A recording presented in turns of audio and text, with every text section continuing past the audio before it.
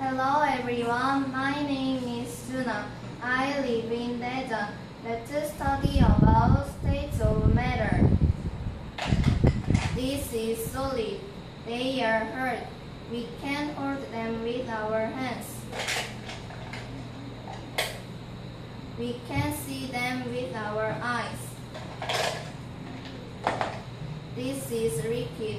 We can't hold them. Liquids flow. We can see them. They don't have a fixed shape. I will show you gases volume. I float a paper ship. Then sink a paper ship with cup. Is this ship wet?